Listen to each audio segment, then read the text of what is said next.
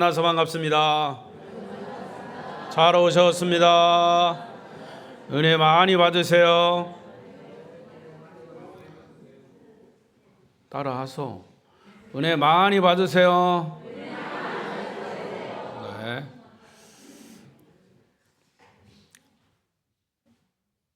내가 한 말이 상대방이 받아들이지 않으면 그게 되돌아오는 거예요, 나한테. 그러니까 열심히 축복하고 열심히 은혜를 말하십시오. 내게 돌아옵니다. 영상으로 예배하시는 분들 중에도 주의 은혜가 함께 하시기를 바랍니다. 저는 오늘 주일날 안예배는 창세기서를 연초부터 계속 설교해 왔습니다. 오늘은 주제를 좀 바꿔서 다음 주일 추수감사주일인데 추수감사주일 전에 감사에 대한 주제를 가지고 두 주간에 걸쳐서 말씀을 전하려고 합니다. 그래서 오늘 범사에 감사하라 다 같이 하겠습니다. 시작. 범사에 감사하라. 말씀으로 은혜를 나누겠습니다. 우리는 일상생활 속에서 쓸데없는 걱정거리들로 인생을 낭비할 때가 많이 있습니다. 자, 오늘 이 예배 시간에도 여러분의 생각은 어디에 가 있습니까? 아직도 걱정거리에 머물러 있습니까? 자, 그 걱정거리를 잠시 내려놓고 오늘 말씀에 집중하십시오.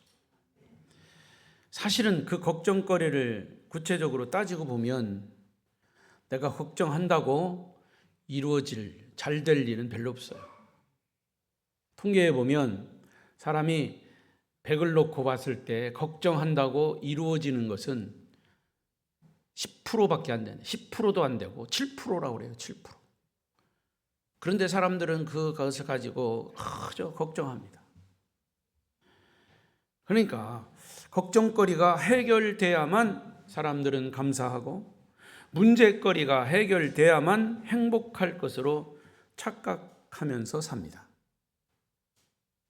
사실 걱정거리가 해결되고 문제거리가 해결돼야 감사한다면 평생 감사와 행복은 여러분 손에 잡히지 않습니다. 그냥 무지개일 뿐입니다. 세월이 흘러도 상황은 달라지지 않습니다. 평생 걱정만 하고 사는 사이에 인생은 흐르는 물처럼 빨리 흘러가고 맙니다. 그러므로 여러분의 인생 삶에서 매 순간마다 감사의 이유를 찾고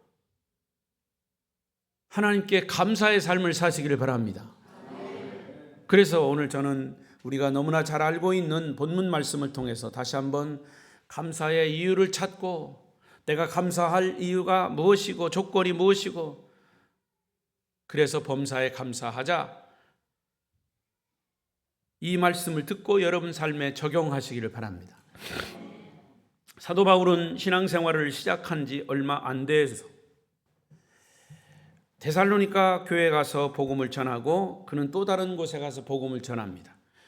그런데 데살로니가 성도들에게 전해오는 이야기가 있습니다. 어떤 이야기냐 하면 여러 가지 어려움과 역경 가운데에도 그 데살로니가 성도들은 신앙을 굳건히 지켜가는 모습을 보고 그가 격려하기 위해서 편지를 썼습니다. 그게 데살로니가 전서와 후서입니다. 특별히 바울은 이 두 편의 편지를 통해서 건강한 그리스도인의 삶이 무엇이며 정상적인 그리스도의 삶이 과연 어떤 삶인지를 아주 선명하게 가르치고 있습니다.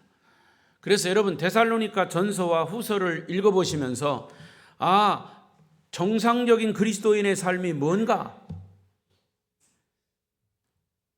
건강한 그리스도인의 삶이 뭔가 이걸 여러분이 아시기 원한다면 집에 가서 데살로니가 전후서를 짧으니까 한번 계속 읽어보십시오. 이런 것이 그리스도인의 삶이구나 하는 것을 알 수 있을 것입니다. 특별히 데살로니가 전서 5장 전체를 거쳐서 가장 핵심적으로 말할 수 있다라고 하는 것은 바로 감사입니다. 하나님께 감사. 특히 우리가 잘 아는 18절 두 번 읽었습니다마는 범사에 감사하라. 이것이 그리스도 예수 안에서 너희를 향하신 하나님의 뜻이니라. 이 속에 감사할 이유가 있고 감사할 내용이 있고 감사의 방법이 아주 간단명료하게 제시되고 있습니다. 따라서 오늘 성도 여러분들은 2024년도 추수감사절을 한 주간 앞두고 오늘 말씀을 잘 배우셔서 감사에 적용하시기를 바랍니다. 첫 번째로 우리가 하나님께 감사해야 할 이유가 무엇일까요? 자, 18절 다시 읽습니다. 18절 큰 소리로 시작. 범사에 감사하라. 이것이 그리스도 예수 안에서 너희를 향하신 하나님의 뜻이니라. 자, 열어놓으십시오. 범사에 감사하라. 이것이 그리스도 예수 안에서 너희를 향하신 하나님의 뜻이니라. 자, 그러면 감사해야 할 이유가 뭐라고요? 그렇죠. 하나님의 뜻이기 때문에 우리를 향하신. 사도 바울은 데살로니가 교회 교인들을 향해서 너희를 향하신 하나님의 뜻이니라 라고 말씀했지만 데살로니가 전서를 읽으면서 이 말씀을 읽으면서 바로 나에게 주시는 말씀이다. 따라하십시다. 나에게 주시는 말씀이다. 나에게 주시는 말씀이다. 나에게 향하신 하나님의 뜻이다. 됐어요. 다 따라하려고. 아니면 설교 다 따라하시려고. 여러분, 감사는 뭐냐? 하나님의 뜻이라는 거예요. 우리를 향하신 하나님의 뜻. 그런데 여기 눈여겨보시면 범사에 감사하라 그랬어요. 이 하라라고 하는 것은 오더예요. 명령입니다. 명령. 감사해 보실래요? 감사는 권유사항이 아닙니다. 질문사항이 아닙니다. 명령입니다. 하나님의 엄의하신 명령. 여러분, 십계명을 아시죠? 십계명은 하나님을 믿는 하나님의 성도들에게 그들이 지켜야 할 10가지 계명이 십계명입니다. 계명 역시 잘 보시면 권유사항이 아니에요. 하나님의 존엄하신 명령입니다. 나 외에 다른 신을 섬기지 말라. 우상을 섬기지 말라. 안식일을 거룩하게 지켜라. 내 부모를 공경하라. 살인하지 말라. 간음하지 말라. 이웃에게 거짓 증거하지 말라. 잠 깨십시오. 명령은 엄유하신 명령, 하나님의 명령. 그러니까 모든 계명은 명령형으로 되어 있어요. 자, 그런데 오늘 본문에 범사에 감사하라라고 하도 하나님의 존엄하신 명령임을 우리가 주목해야 합니다. 여러분, 군대에서 상관의 명령은 무조건 복종해야 합니다. 특히 전쟁 시에 상관의 명령에 복종하지 않으면 그 상관이 그 명령에 복종하지 않는 사병을 총살할 수 있습니다. 목사님, 지금 우리가 이 사회가 군대는 아니지 않습니까? 물론 그렇습니다. 군대는 아니죠. 하지만 하나님이 성경을 통해서 우리 믿는 자들에게 명하신 거라면 우리는 무조건 복종해야 합니다. 안 하는 것도 여러분 자유죠. 그러나 성경의 말씀을 보면 하나님이 주신 명령이라면 우리는 복종해야 할 의무가 있습니다. 하나님의 명령은 우리에게 선택 여지가 없는 거예요. 이와 같이 감사는 해도 되고 안 해도 좋은 선택사항이 아니라 그 말입니다. 반드시 지켜야 할 하나님의 명령이에요. 그래서 바울은 감사하라는 명령을 통해서 우리에게 의지적인 결단을 요구하고 있습니다. 명령은 내가 하기 싫어도 따라야 합니다. 그게 의지적인 결단이에요. 하나님께 감사하는 삶이야말로 하나님이 우리에게 기대하시는 아주 중요한 요소이기 때문이죠. 우리는 하나님께 감사하는 것을 어떤 육신의 느낌이나 어떤 감정과 기분에 따라서 하는 경우가 종종 있습니다. 여러분, 사람이 느낌대로 삶을 산다면 오히려 감사하지 못할 조건들로 수두룩합니다. 길을 가다가 지나치는 사람과 조금만 몸이 닿아도 막 짜증을 냅니다. 운전하다가 옆차가 막 끼어들어도 막 욕을 하고 분노합니다. 여러분, 분노하지 않나 보죠? 저는 어떤 때 막 갑자기 끼어들면 막 화가 나요. 이 인간이기 때문이죠. 내 기분에 조금만 맞지 않으면 언짢아 하고 분노를 표출하고 막 짜증을 냅니다. 여러분, 그렇게 기분에 따라서 감정에 따라서 삶을 살면 감사할 이유가 아무것도 없어요. 감사할 일이 별로 없어요. 느낌과 감정이나 기분에 의존하려는 마음을 내려놓고 내 의지를 총동원해서 감사의 명령에 그리고 감사할 이유를 찾아보라는 얘기입니다. 감사하라는 명령은 내가 의지적으로 감사할 내용을 곰곰이 생각해 보라는 겁니다. 그래서 영어 성경에 보면 thank라고 있어요. 감사, thank you 그러죠. 감사합니다, thank you. 근데 thank라고 하는 단어는 어디서 왔느냐? think라고 하는 단어에서 왔습니다. 이 think는 뭐냐? 생각이에요. 감사는 생각에서 왔다 그 말이에요. 다시 말하면 우리의 생각만 바꾸면 감사하지 못할 것이 없다는 거죠. 감사에 눈을 뜨면 감사의 조건은 멀리 있지 않고 아주 가까운 데 있습니다. 돌이켜보면 모든 것이 주의 은혜요 감사할 일들밖에 없습니다. 오늘 여러분의 가정에 감사할 일들이 무엇입니까? 우리는 따스한 가정이 있고 의지할 부모 형제가 있고 일할 직장이 있고 일용할 양식이 있고 입을 옷이 있고 자연의 아름다움이 있고 예배드릴 수 있는 교회가 있고 그것도 이름조차도 아름다운 교회, 사랑을 나눌 성도가 있습니다. 그러기에 모든 것이 감사의 조건이 아니겠습니까? 특히 내가 예수 믿고 구원받은 사실은 가장 큰 감사의 조건이 됩니다. 우리가 당하는 환난이나 시험조차도 감사의 눈으로 보면 내게 유익한 하나님의 선물임을 믿습니다. 내게 주어진 모든 것이 하나님의 뜻 안에서 일어난 것임을 우리가 믿고 깨닫는다면 그것이 바로 감사의 이유가 되는 것입니다. 그래서 감사할 이유는 하나님의 뜻이라고 한 것입니다. 하물며 환난과 고난이 내게 있더라도 그것까지도 감사할 이유가 됩니다. 왜냐? 하나님은 환난이나 고난이라고 하는 보자기 속에 정금 같은 보화를 감춰 놓으시고 그 환난과 고난을 벗겨가면서 믿음으로 그 보화를 그 믿음으로 고난을 잘 통과하면 정금 같은 축복이 우리에게 주어짐을 믿습니다. 이것이 바로 하나님께서 여러분들에게 기대하시는 감사의 이유가 되는 것이죠. 여러분, 범사에 감사해야 할 이유는 하나님의 뜻이기 때문입니다. 여러분, 오늘이 무슨 날인지 아십니까? 여러분 모르시지만 오늘이요 11월 둘째 주일이죠. 박재기 목사가 2019년 11월 12일 둘째 주일에 취임 예배를 드렸습니다. 만 5년이 되는 날입니다. 네. 별로 실감이 안 날 거죠? 세월이 빨리 지나갔어요. 5년이.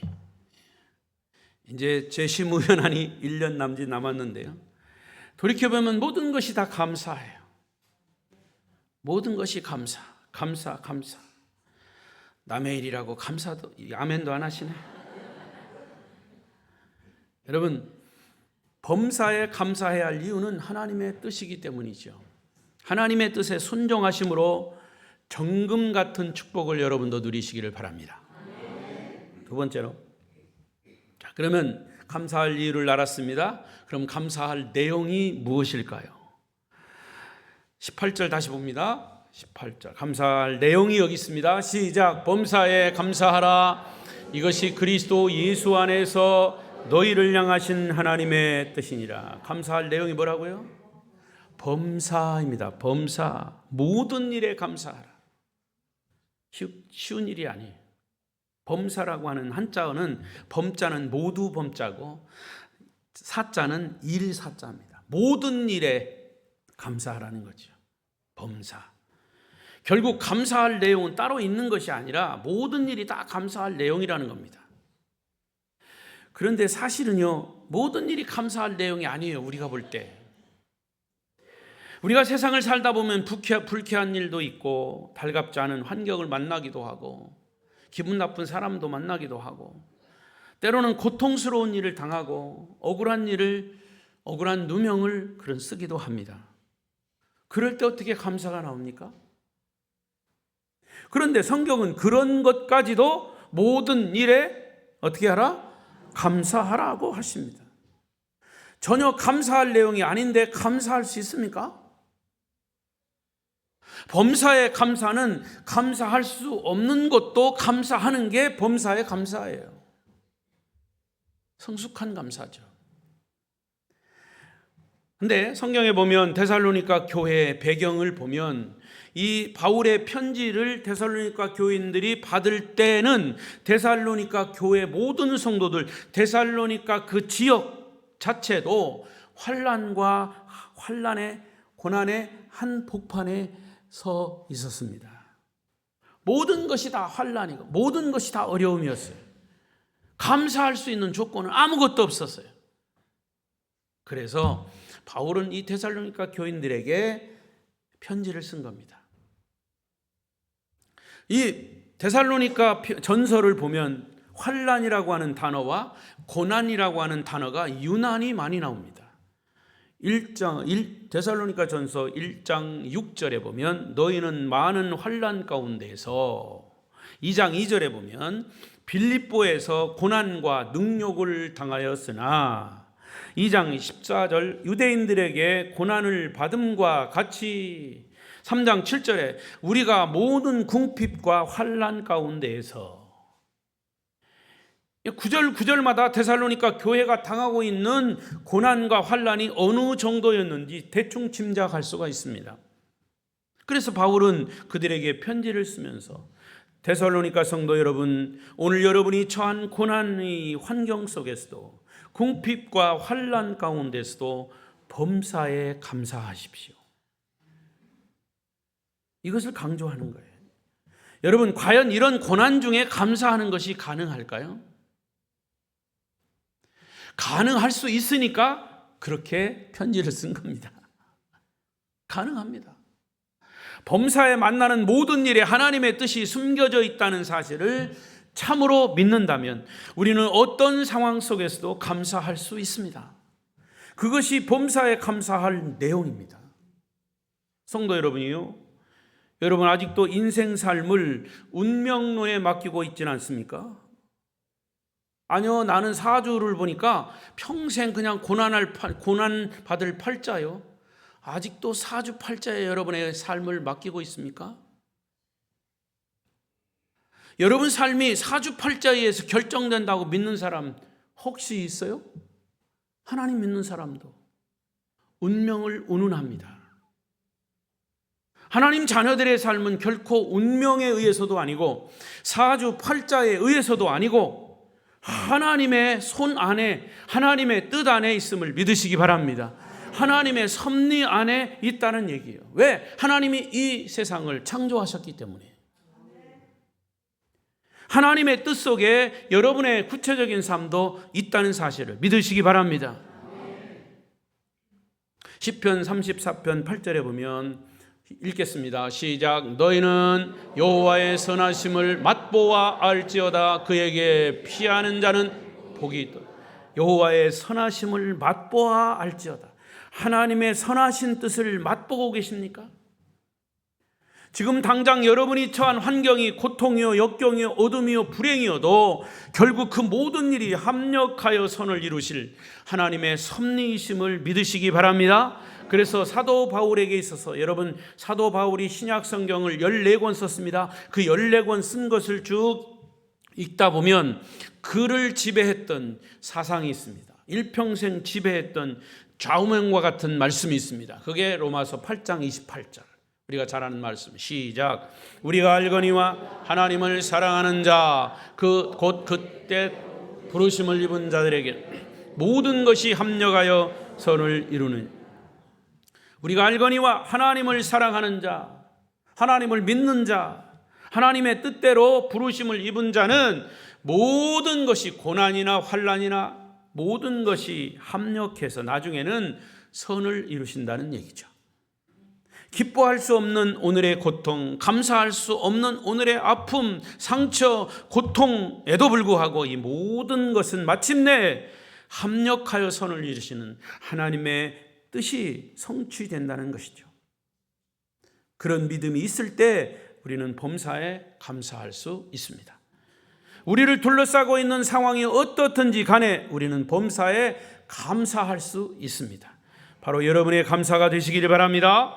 2024년도가 벌써 11월 중순, 금년도 이제 1개월 반밖에 남지 않았습니다.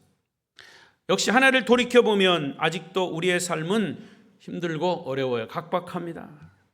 그렇지만 주님은 여러분의 삶을 인도하셨고 보호하셨음을 믿습니다. 그리고 우리 아름다운 교회가 이곳에 세워진 지 21년의 시간이 지났습니다. 역시 되돌아보면 모두가 하나님의 은혜임을 고백하지 않을 수 없습니다. 이 모든 것을 종합해서 여러분과 제가 한 마음으로 딱 한 단어로 고백할 수 있는 단어가 있다면 역시 주님 범사에 감사합니다. 따라하십시다. 범사에 감사합니다. 범사에 감사합니다. 이것이 우리가 감사할 내용입니다. 평소에 제가 좋아하는 감사 찬송이요. 한번 다 같이 부르겠습니다. 날 구원하신 주 감사. 악보 있습니까? 네. 쳐주세요. 날 구원하신 주 감사. 여기 가사를 보면 장미꽃 가시도 감사. 이 부분이 제 마음이 감동이 돼요. 이렇게 장미꽃에 있는 가시는 우리를 막 찌르는데도 장미꽃에 가시가 있다는 것도 감사할 내용이라는 거죠. 악보 있습니까? 네. 같이 불러보십시다. 의미를 생각하시면서.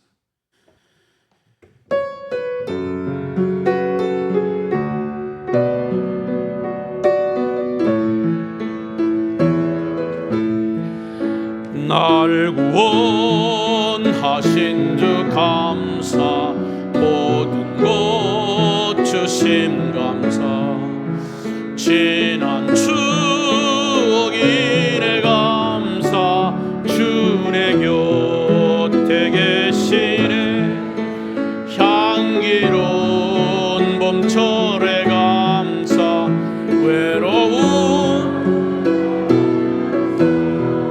사라진 눈물도 감사,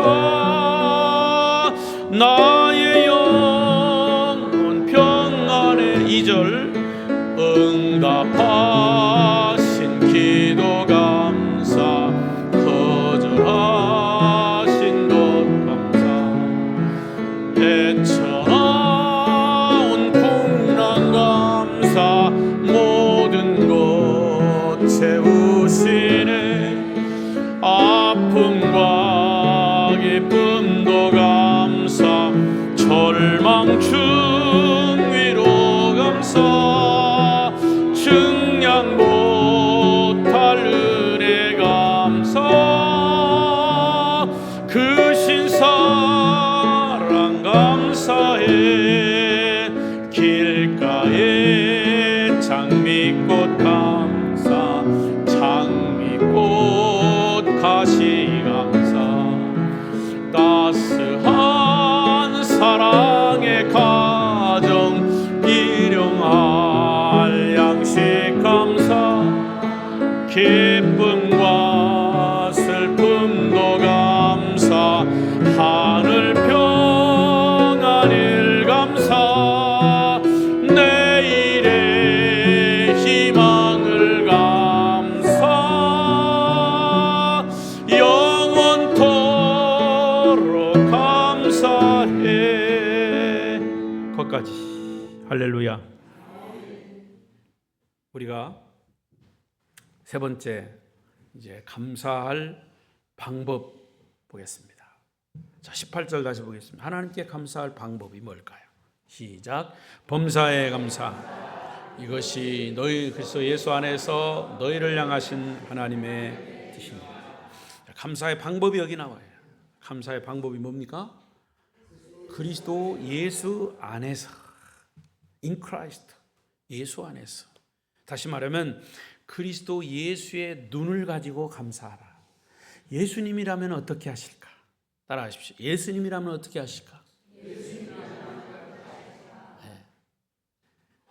운전을 가다가 확 앞차가 막 그냥 깜빡이도 안 틀고 확 돌아버렸어. 승기를 확 냈어. 잠깐 숨을 멈추고 예수님이라면 어떻게 하셨을까? 그래서 승기를 안 냈어요. 정말이라니까요. 그게 바로 예수 안에서요. 이 예수님의 눈으로 감사하라는 거예요. 이게 감사의 방법이에요. 우리말 성경에는 명확히 나와 있지 않지만 헬라어 원문에 보면 이 구절에는 같은 전치사가 2번 반복해서 나옵니다. 영어 성경에 보면 in이라고 하는 전치사가, 그리고 헬라어에는 n이라고 하는 전치사가 앞에 나옵니다. 범사에 in everything, 그리스도 예수 안에서 in Christ. 이게 이 in이라고 하는 전치사, n이라고 하는 전치사가 계속 반복해서 나오는 말은 모든 것을 예수의 눈으로 보고 감사하라는데, 그리스도 예수 안에서 모든 일을 볼 때 감사할 수 있다는 거죠. 감사의 방법은 모든 일에 예수의 눈을 가지라는 뜻이에요. 여러분, 우리가 세상의 삶을 바라보는 눈에는 두 가지가 있어요. 두 가지. 첫째는 환경을 통해서 인생을 바라보는 눈. 자, 보세요. 제가 눈이 나빠서 안경을 벗으면 여러분 잘 안 보여요. 누가 왔나 잘 몰라. 모양만 알죠. 이 세상을 보면 이런 눈을 가지고 봐요. 잘 안 보입니다. 내가 오늘 또 선글라스를 가져야 되는데 깜빡 잊어버렸어요. 선글라스를 딱 끼면 이 세상이 까맣게 보여요. 많은 사람들이 이런 눈을 가지고 세상을 봅니다. 부정적인 눈, 비판하는 눈. 우리를 둘러싼 상황 안에서만 인생을 바라볼 때 우리는 캄캄하거나 안 보이거나 그런 눈을 가지고 보는 거죠. 내가 직장을 잃었으니까 이제 어쩌나. 사랑하는 사람이 먼저 세상을 떠났으니 나는 어떻게 사나. 남이 걸리지 않는 병에 걸렸으니 나는 어떻게 사나. 우리 애들은, 다른 애들은 다 열심히 공부해서 잘만 되는데 우리 애들은 왜 그런가. 뭐 이런 일들이 우리 주변엔 그냥 많이 있죠. 환경과 현실을 보면 우리의 가슴을 짓누르는 아픔, 고통이 끝나질 않아요. 그래서 늘 불평하고 불만을 합니다. 그러나 이것은 결코 좋은 시각이 못 돼요. 그렇지만 또 다른 눈이 있습니다. 그것은 그리스도 예수 안에서, 즉 예수의 눈으로 인생을 바라보는 것이죠. 성경적 가치관을 가지고, 성경의 눈을 가지고. 그러니까 제가 지금 제 눈에 맞는 안경을 쓰니까 이렇게 밝을 수가 없어요. 잘 보일 수가 없어요. 여러분 조는 거 다 보여요. 껌 씹는 거 다 보여요. 제가 우스갯소리로 설교하다가 어떤 분은 이제 졸리니까 껌을 씹어요. 근데 껌을 씹다 보니까 그 이빨에 고춧가루 낀 것도 다 보여. 사도 바울이 그의 편지에서 제일 자주 사용하는 표현이 바로 예수 안에서라고 하는 거예요. 예수 안에서, 예수 안에서. 그가 이 전치사구를 자주 반복해서 사용하는 것은 자기 자신이 예수 안에서 새로운 피조물이 된 존재이기 때문이에요.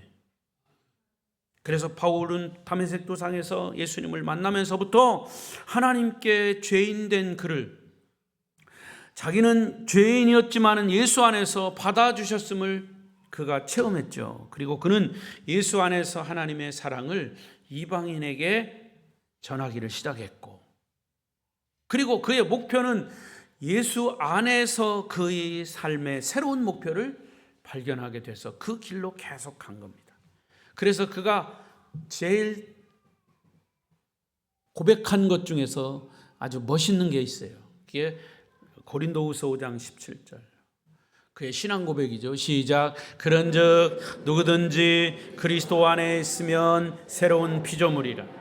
이전 것은 지나갔으니 보라 새 것이 되었도다. 할렐루야. 여러분, 그리스도 예수 안에서 하나님은 나를 새롭게 만들어 주시고 나를 위해서 새로운 미래를 준비하셨습니다. 그리스도 예수 안에는 빛나고 영원한 천국이 준비되어 있습니다. 예수님 안에서 우리는 날마다 기도가 응답됩니다. 예수님 안에서 내 인격은 날마다 주님을 닮아갑니다. 여러분, 저에게 물어보십시오.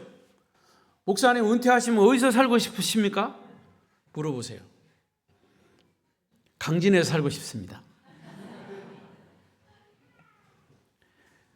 그러면 사도 바울에게 물어보십시오. 바울 사도요, 당신은 어디서 살고 싶습니까? 이렇게 묻는다면 바울은 뭐라고 대답할까요? 예수 안에서 살고 싶습니다. 할렐루야. 여러분, 우리의 주변 환경은 달라질 수 있습니다. 사람도 달라질 수 있습니다.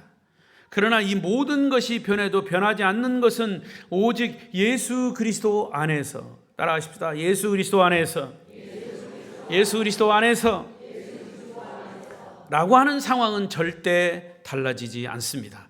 이것은 진리이기 때문이죠. 예수님 안에서 하나님의 사랑은 변하지 않습니다. 예수님 안에서 나를 향한 하나님의 인자하심도 변하지 않습니다. 예수님 안에서 하나님의 신실하심은 결코 변하지 않습니다. 이와 같은 모든 환경을 예수의 눈으로 바라보고 사시기를 바랍니다. 예수님이라면 어떻게 하실까? 이것이 바로 감사의 방법입니다. 똑같은 인생이지만 믿음의 눈으로 바라보면 우리의 삶은 다르게 볼 수 있습니다. 부정적으로 항상 보면 부정적인 삶이에요. 안 돼, 못해, 감사할 조건이 없어, 안 돼, 못해, 없어, 그러면 없는 거예요. 그럼에도 불구하고 있어, 할 수 있어, 하나님 내게 주신 은혜를 생각하면 감사할 수 있어, 감사할 수 있어, 있어, 그러면 있는 거예요. 우리의 모든 일을 예수 그리스도의 눈으로 보고 감사하는 것이 우리가 하나님께 감사할 방법입니다. 말씀을 마치겠습니다. 복음성가 중에 이런 가사가 있죠.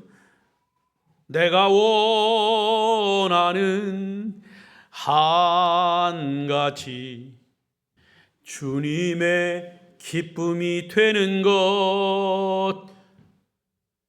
하나님께서 나를 받아주시고 내 삶을 새롭게 하시고 내게 영원한 소망을 주셨다면 이제 우리를 둘러싸고 있는 모든 환경이 어떻든지 간에 우리는 충분히 범사에 감사할 이유가 되는 것입니다. 왜냐? 나는 주님의 기쁨이기 때문이죠. 그리고 이 감사의 계절에 여러분 가슴을 열고 신앙의 정상에 올라서서 거룩하신 주님의 눈으로 자신의 인생을 다시 한번 바라보십시오. 그리고 주님께 감사하고 주님을 찬양하며 주님께 금년도에 감사할 내용을 한번 적어보십시오. 여러분, 주보에 감사 헌금 봉투 다 넣어드렸어요. 헌금 많이 하라고 넣어드린 게 아니고 감사할 내용을 적어보라고 적으면서 한 주간 동안 기도하시면서 받은 복을 어떻게 하라고 그랬어요? 세어보아라. 그냥 봉투 줬으니까 그냥 또 감사할 내용 잊어버리고 와서 그냥 다음 주일날 와가지고 그냥 저 뒤에서 감사한 건 봉투 거기서 그냥 이렇게 하지 말고 집에서 기도하시면서 감사해야 할 내용들을 적어보시라고 말이에요. 하나님이 내게 어떤 금년 한 해 그것이 혹시 고통스러운 일이라 할지라도 적어보십시오. 그 고통이 나에게 하나님을 더 바라볼 수 있고 더 가까이 갈 수 있는 어떤 길을 제시해 주신 것이 아닌가, 이렇게 역발산으로 생각해 보시라는 얘기죠. 적어 보십시오. 추수감사헌금 봉투에 자세히 기록해 보십시오. 감사할 내용을 기록하는 것과 내 마음으로 생각하는 것은 전혀 다른 거예요. 감사의 절기에, 계절에 여러분의 기도와 감사가 하나님의 마음을 감동시키는 은혜가 있기를 바랍니다. 기도하십시다.